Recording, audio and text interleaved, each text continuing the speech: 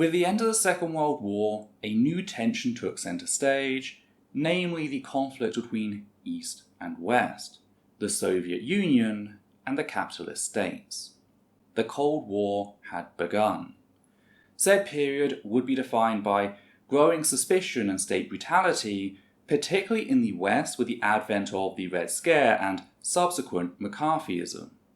People were taught by the state that literally anyone could be a Soviet spy, even your lifelong neighbour. And it wasn't long before this paranoia was deployed to justify the brutalization of marginalized groups. Black people, LGBT+ people, and atheists, to name a few. This authoritarianism would, in turn, provoke the formation of various countercultures and human rights movements, many of which continue to persist to this very day. And with just how pervasive said culture of fear and suspicion was, it is perhaps unsurprising to discover that it had a profound impact not just on gender in sports, but how we as a culture perceive gender altogether. More specifically, how we came to view testosterone as the key to athleticism, a master molecule, if you will. That's what we're here to talk about, transphobia in sports and its relation to the Red Scare.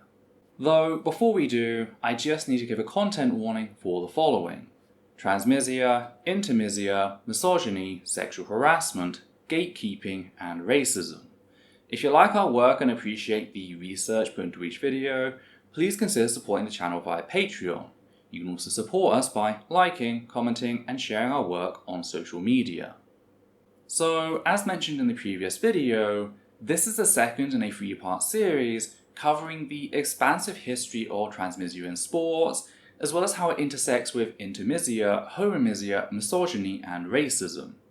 The first video looked into the creation of the modern Olympics, how women were initially excluded, and how they fought to compete alongside their male peers.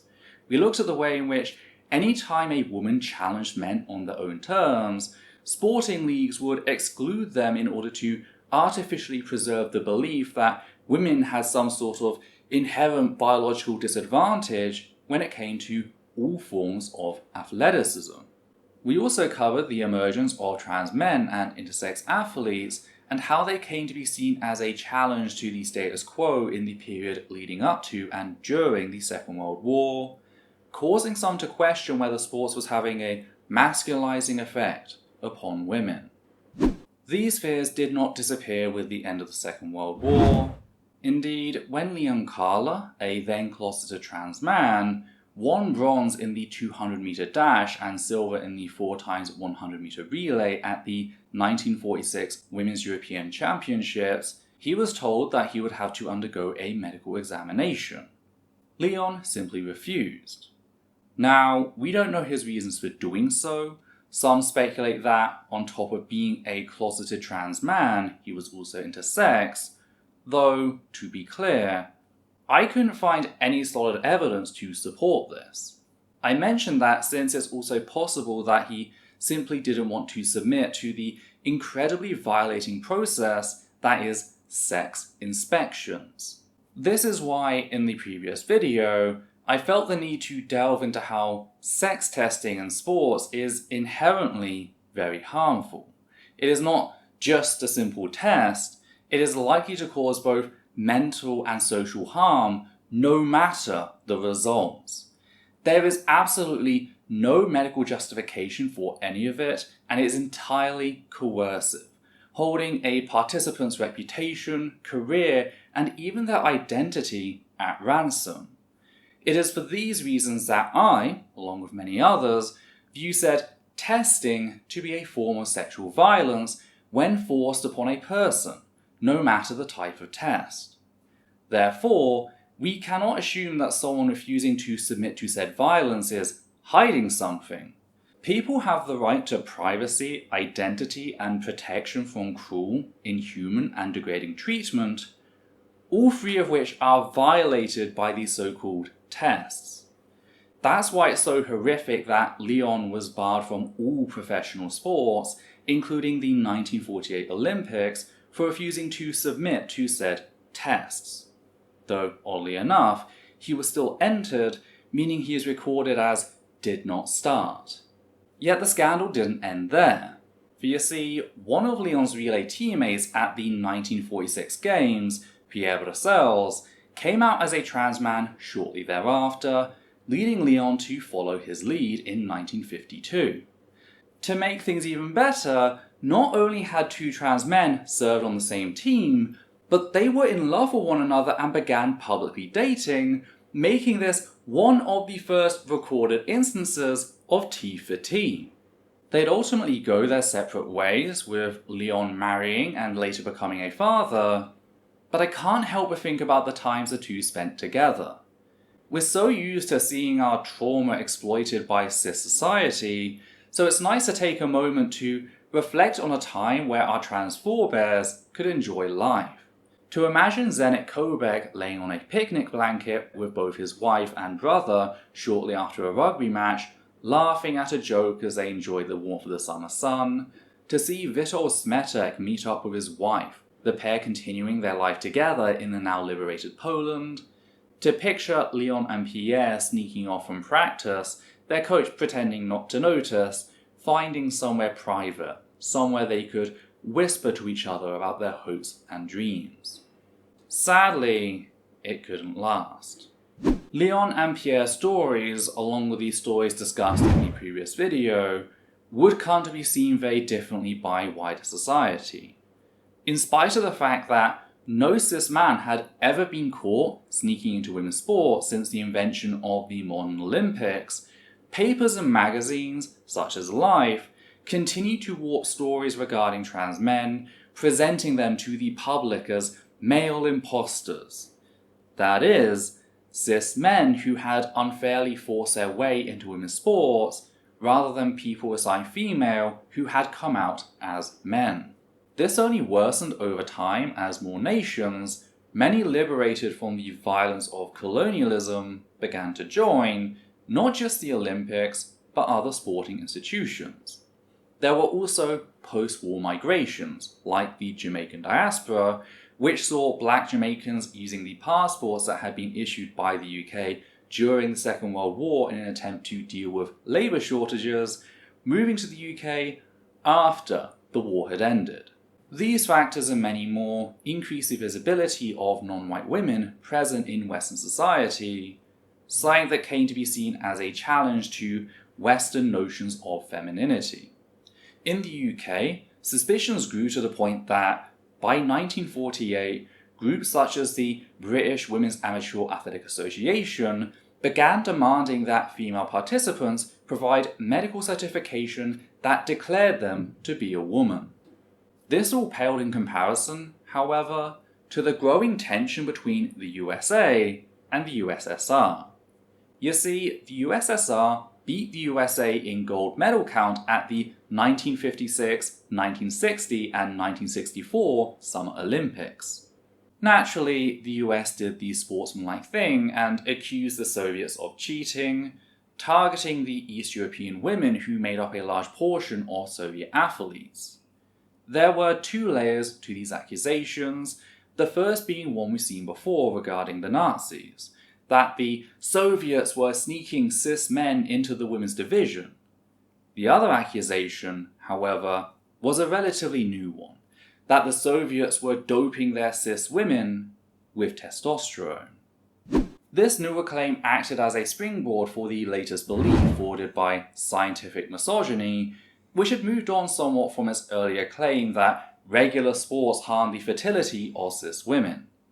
The new assumption was that testosterone, regardless of context, was some sort of athletic superdrug, a master molecule of athleticism, so much so that it was viewed to be almost entirely responsible for the disparities between men's and women's records. Now, there's a rhetorical trick being used here, a sleight of hand designed to pull the listener in with a true premise before switching it out for a faulty conclusion. They can do this because, as with any good lie, the master molecule myth has a grain of truth to it. doping with testosterone does improve certain aspects of athletic performance in the short term.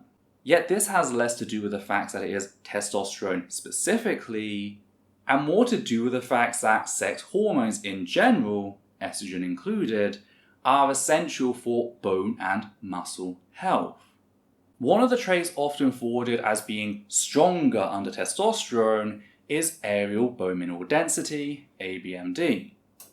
And yet, trans women placed on estrogen actually see an increase of ABMD at certain sites. That's right, estrogen was found to be more effective than testosterone at mineralizing bone in specific locations. Yet, if you talk to a believer in the master molecule myth, they'll flat out assert that this is one of the benefits limited to testosterone. The same seems to also be true of muscle, though I must note these results are preliminary, being a mix of opportunistic statistics regarding postmenopausal women and animal studies, neither of which are ideal. Postmenopausal women are subject to the general effects of aging, and animal studies have very low validity with respect to people. That said, estrogen seems to play a key role, not just in the amount of muscle, but also how strong said muscle actually is. Sadly, the hormone is under-researched, relatively speaking. Whilst hundreds of millions are spent each year studying the effects of testosterone on athleticism, not even a fraction of that has been spent studying estrogen, in large part due to the sexist assumptions put in place during the Red Scare. Okay, well, if testosterone isn't some master molecule, then how come women's records are, as a rule, lower than men's? Well, first of all, this isn't always the case. We cover several case studies towards the end of the previous video showing how, after drawing with or even outcompeting the male competitors, women were forced into their own divisions, with sporting bodies going so far as to change the scoring methods between the men and women's divisions just so women could not compare their scores to cis men. So it's not as clear-cut as some people like to pretend. That said, there clearly is some difference, and to understand that, we return to the bone mineralization study used earlier. This study was first presented to me as a gotcha by an anti-trans bigot who argued that, since trans women on HRT saw an increase in bone mineral density, they had an unfair advantage over cis women who had always been on estrogen.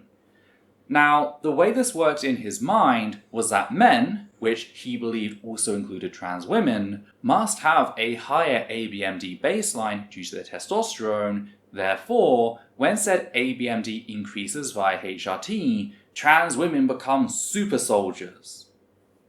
What he omitted from the study, in spite of displaying it on screen, was the following line.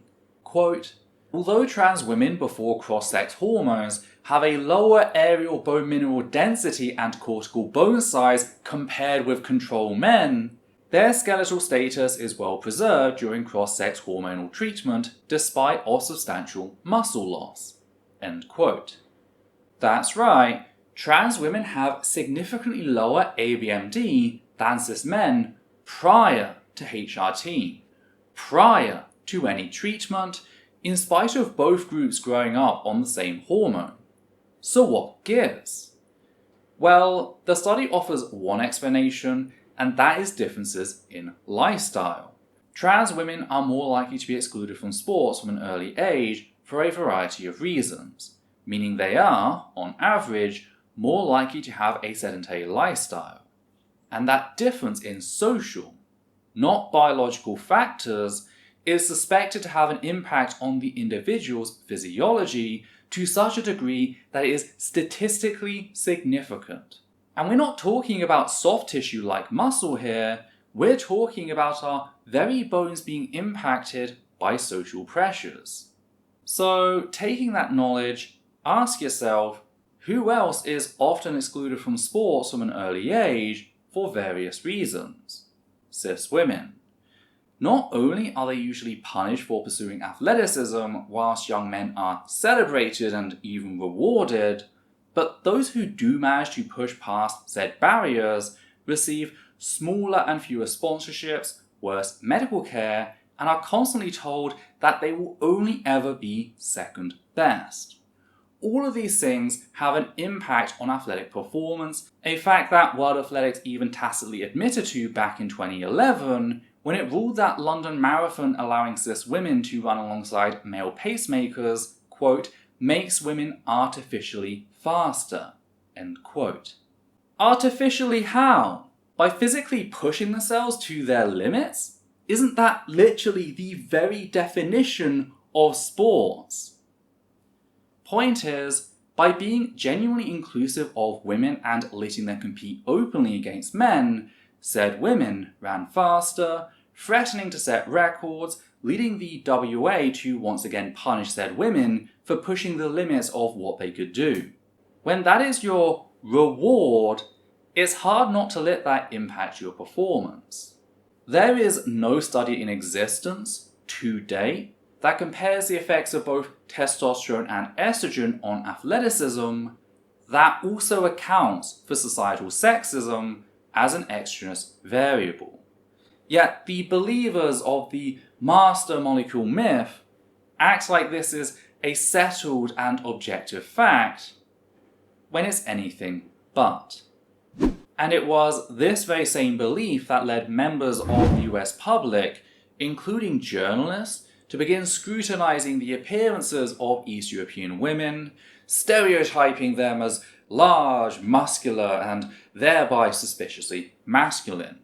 As Shirley Povich of the Washington Post wrote at the time, there were, quote, some suspicions that in the last one, some of the muscular Russian and Polish babes were not quite as feminine as they declared to the Olympic registry, end quote.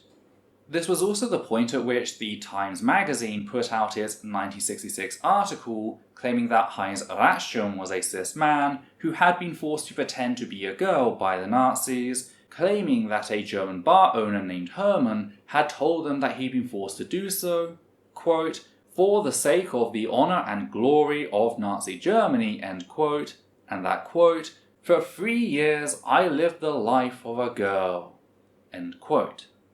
Aside from the fact that they got Heinz's name wrong and that Heinz had quite literally been tried for fraud by Nazi Germany due to being intersex, this was a blatant attempt to draw associations between the Soviets and the Nazis.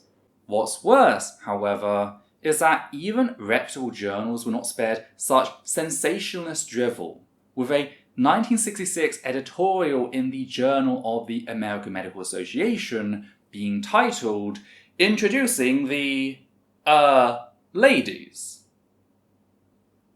That's a headline you'd expect from a shitty rag like the Daily Mail, but here we are, seeing it in a medical journal. But that's how tense the situation was, with another article at the time not only comparing said Olympic rivalry to the space race, but noting the CIA's presence on university campuses across the US, speculating on dark secrets they might have uncovered in relation to international sports. So there was a lot of pressure placed on the IOC by both the US government and public to test Soviet women athletes. At the same time, World Athletics, still the IAAF, held the 1966 European Athletics Championships introduce mandatory sex testing, including nude parades. Said practice forced women to undress in front of a panel of medical professionals and sporting associates, allowing said panel to judge the athlete's sex on nothing but appearance, deciding whether they'd ultimately be allowed to compete. This practice was short-lived, thankfully, though the WA was tasked with creating new forms of sex testing that were promoted as less invasive, including genetic testing. And yet, in spite of the apparent science being used to justify such methods, said testing was controversial at the time, with geneticists already warning sporting institutions that the innate diversity in human biology meant it could never be an accurate test. Meanwhile, the IOC held fast, arguing that there wasn't any real evidence to support what the US was asserting. That was until the 1967 Boston Marathon. Kathrine Switzer was a cis woman who, after proving to her coach Arnie Beggs that she could run the required distance, disguised herself as a man in order to compete in the Boston Marathon as runner 261. She was supported by both Arnie and her then boyfriend / future husband, Tom Miller, both of whom ran the race alongside her. Kathrine was rather famously discovered during the race and subsequently attacked by an organizer, Jock Semple. Both Arnie and Tom responded to said attack by moving to protect Kathrine, though Jock managed to push Arnie to the ground, only to then be taken out by Tom with a shoulder block. Oh, did I forget to mention that Tom was a nationally ranked hammer thrower and former American football player? Well, Semple sure as hell didn't forget anytime soon. Kathrine ultimately finished the race, proving wrong all the people who said it was physically impossible for a woman to run a full marathon.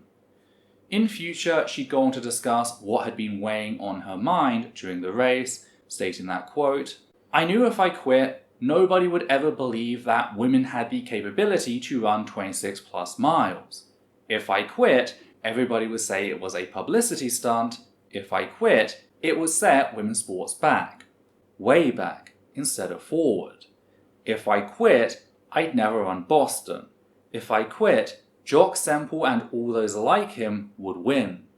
My fear and humiliation turned to anger." End quote. The repercussions of Kathrine's actions, however, were swift. Kathrine had bruised the egos of a lot of cis men, including Jock Semple. In retaliation, the Amateur Athletic Union banned all cross-gender races, and it wasn't until 1972 that the Boston Marathon would establish an official women's race. Yet that wasn't the only blowback seen. The US used Kathrine's case to further pressure the IOC, arguing that since a cis woman had disguised herself as a man, then the same could be true in reverse. Therefore, the IOC should test the Soviet women's team for potential men. Of course, the IOC didn't want to single out Soviet participants, pissing off one of the world's superpowers. What they did instead was introduce mandatory sex testing across the board at the 1968 Grenoble Winter Olympics. The US was not happy with the decision, with papers such as the Los Angeles Times running articles that argued, quote, "The women skiers, among the most beautiful and feminine in the Winter Olympics, are both amused and chagrined by directives that they must be subjected to tests to determine if they are really women. It seems a bit ridiculous and a wasted effort in some ways," said Karen Budge of Jackson, Wyoming, a slalom specialist. "It certainly is in Karen's case. She is a willowy blonde 5'8" with the figure of a Las Vegas showgirl." End quote. Along with, quote, "An 18-year-old peach cake from Jackson, Wyoming, with a brace of blue orbs that would melt an entire ski slope or set off a whole cantata of wolf whistles. In its suspicious probe of where the hormones are among Olympic women skiers, the IOC will be a whopping loser in Karen's case." End quote. Nothing quite embodies the sexism at the core of this debate, quite like journalists citing the facts that they feel more inclined to sexually harass American women as a defense against the accusations they themselves levied against East European women. But that is ultimately the standard they used. That's how they argued that only certain women should be tested, by falling back on white patriarchal standards of femininity. It's not subtle, it's not hidden, but it, as with the earlier scientific misogyny, has had a profound impact on how we perceive women in general. These tests would remain in place until 1992, the year after the end of the Cold War, when World Athletics removed mandatory sex screening due to the combined protests by doctors, athletics unions, and women's advocacy groups, all of whom viewed the test to be inherently dehumanizing and inaccurate. Rather ironically, considering its initial hesitancy, the IOC held on for another 8 years, continuing to develop new tests, such as those meant to look for the presence of the SRY gene, also known as the testes determining factor. They did so with the belief that the presence of said gene would lead to an increase in innate testosterone levels and therefore an unfair athletic advantage. The evidence that this was the case, well, they didn't have any. But that's just how things work. That's biology. That's biological fact. No, we don't need proof for what we're saying. It's just common sense. This led the IOC to classify 8 women at the 1996 Atlanta Olympics as men, only for further testing to reveal that 7 had androgen sensitivity, meaning they produced testosterone yet couldn't metabolize it, 4 incomplete and 3 complete, whilst the 8th had 5 alpha reductase deficiency, meaning that while she had XY chromosomes, she simply did not and could not produce sufficient testosterone to result in physiological changes. All 8 women were reviewed and found to be women, thus being allowed to compete, forever debunking the accuracy of said test, leading the IOC to drop mandatory sex testing just in time for the 2000 Olympic Games in Sydney. And yet, in spite of said test having been proven to be ineffective, in spite of the harm they cause being well known, and in spite of the fact that not a single male imposter had ever been found in more than 30 years of mandatory sex testing, both the IOC and WA retained the privilege to demand ad hoc tests of participants they deemed questionable. Sadly, since the victims of said test weren't likely to include white women for the exact same reasons touted by Shirley Povich in the Washington Post, a lot of the prominent groups who had previously campaigned to abolish said tests were satisfied with the changes, allowing racism to take center stage, as we'll explore in the next video. Yet it was during the turn of the millennium that the IOC began hosting a new conversation, a debate about whether or not to allow trans women to compete. This would go on for years, culminating in a 2004 ruling that allowed trans women to participate so long as they underwent surgery to remove both their gonads and phallus. Because apparently the presence of a penis, testes or not, impacts athletic performance. The rules also put in place strict guidelines for HRT, like those still in use today. And whilst this didn't provoke the same reaction seen in recent years, there were those who opposed the changes on grounds of trans inclusion. Indeed, it was in and amongst this debate that, on the 20th of July 2023, Fox Media released the 13th episode of Futurama's 4th season, titled Bend Her. The episode follows the show's crass-talking robot, Bender, as he decides to pretend to be a fembot in order to compete at the 3004 Fembot Olympics. The writers then have Bender go on to crush his fembot competitors, because of course, that's just biology, for robots, only to discover that he must undergo a mandatory engine oil sex test. Not wanting to get caught, Bender begs Professor Farnsworth to give him a sex change, something treated with disgust by his friends, allowing him to avoid detection. The rest of the episode then goes on to have Bender discover that he likes the attention he receives in his new fembot form, going so far as to become engaged to TV heartthrob Nebulon with the plan to divorce him and take half his stuff. Only he can't do it because his pesky female emotions catch up with him and make him feel bad about what he's doing. The episode ends with Bender faking his death in the most melodramatic way possible before returning to the status quo. Now, there's a lot to be said here about the episode and how it is relying not just on transmisic tropes, but also misogynistic ones, such as the notion that your average man is far more competent at sports than any female Olympian.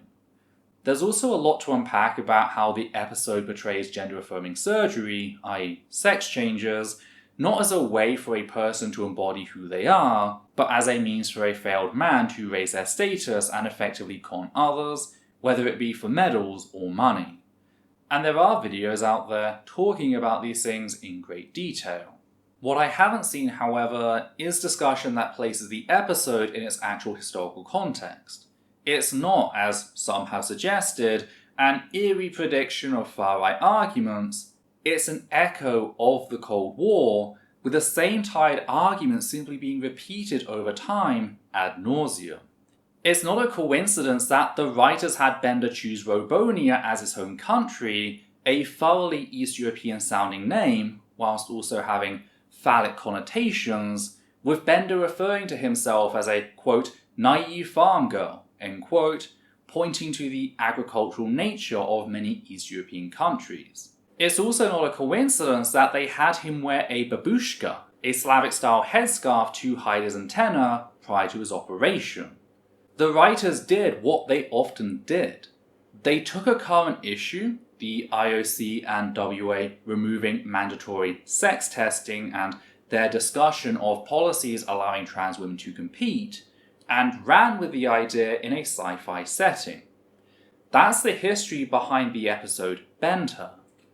Though, more generally, that is how the Red Scare came to define trans people in sports, including how people perceive the matter as being a problem to begin with. Yet it would be reductionist to pretend like the Red Scare was the only factor at play, especially with all that has taken place since the millennium. No. To understand transmisia in contemporary sports, we need to take a closer look at the impact colonialism has had, and that includes how medical officials working at World Athletics conducted unethical experimentation on black intersex Africans to try and justify their discriminatory policies. These experiments were conducted as recently as 2010. This is not something I want to talk about, but it's something we need to talk about. Yet that's for the next video, so I'll see you there. Now, I know I always ask you to share our videos, but I'd like to really stress that with regards to this video and the rest of the videos in this series. It's important to remember these stories, both in honouring our forebears and reminding ourselves how we came to be where we are today. So if you feel the same way and would like to help preserve both trans and intersex history, be sure to share this video on social media. And if you appreciate what we do here and want to help out, please consider becoming one of our wonderful patrons who make our work possible.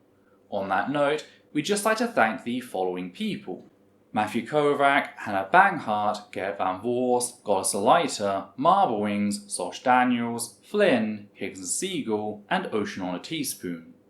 And for myself, Adita and Levi, take care now.